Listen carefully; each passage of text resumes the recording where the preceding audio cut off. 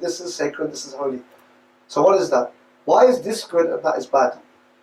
And this actually goes into a philosophical argument that has been going on for thousands of years before the Muslims, since the time of the early philosophers, but it was adopted within Islamic discourse as a genuine discussion of philosophy, which is, are things good in and of themselves?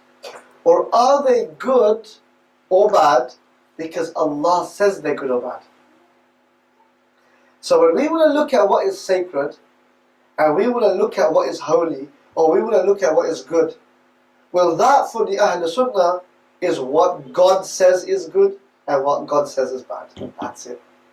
And so if you're talking about sacred, then the sacred, let's be clear, is God's commandment. The sacred is Amrullah. It's the kun of Allah. It is Allah subhanahu wa ta'ala saying this is good. That's sacred. Not what you and me say is sacred. Not what we perceive as sacred. Not what our culture says is sacred. None of that. Sacred is what Allah and His Messenger have said is sacred. What is linked to them, attributed to them, blessed by them, this is sacred. Everything else is secular.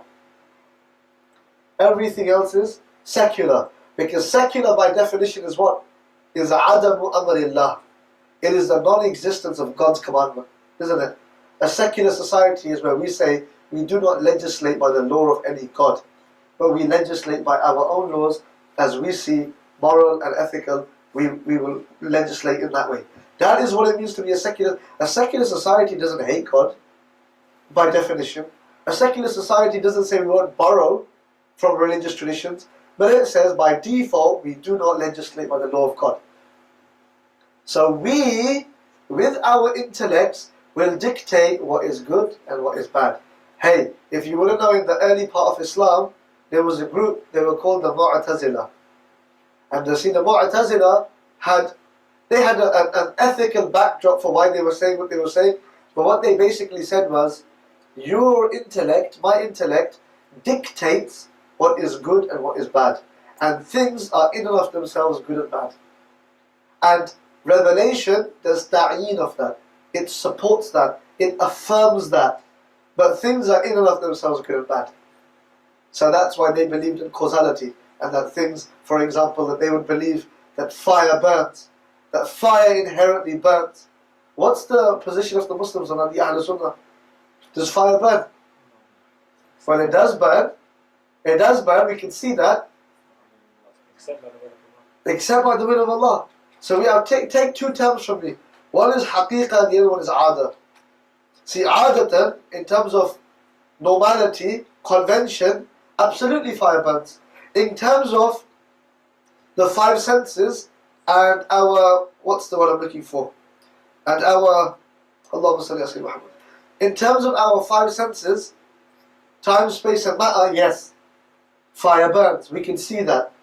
But in terms of haqiqah, reality, does fire burn? No. When you saw fire burning, you saw amrullah. You saw fi'lullah. You saw God's action and His doing in that moment. And I give you a dalil from the Quran for this.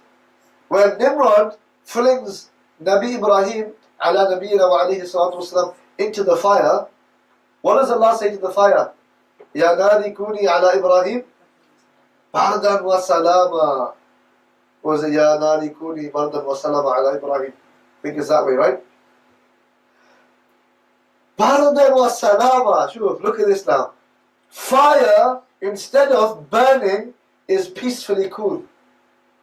Peacefully cool. Which teaches us what? That ultimately the effects are created by Allah. And Allah creates them in every single moment. And this has been the creed of the Muslims, the Ahl Sunnah wal Jama'ah, since the time of the Mu'tazila coming in and saying, no, that things have a quwwah in and of themselves. This is, that Mu'tazili, that particular position here, is the same principle that runs in a secular society. Which is, things are good and things are bad. And our intellects will dictate our morality. And so here you do have a problem. You do have a problem because sacred, by definition, is the absence of that. Is the direct opposite of that. So the sacred and secular will always be at odds. Because the sacred is looking for the command of God, whereas the secular is trying to avoid the command of God. And so, when we're looking for the sacred in a secular world, well, you're going to have a bit of a problem, aren't you?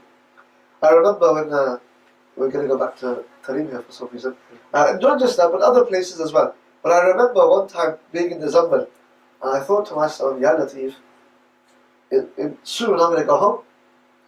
And when I need a spiritual boost, when I'm feeling low, when I'm just feeling a bit down, I'm not going to have the Zambal to get away to.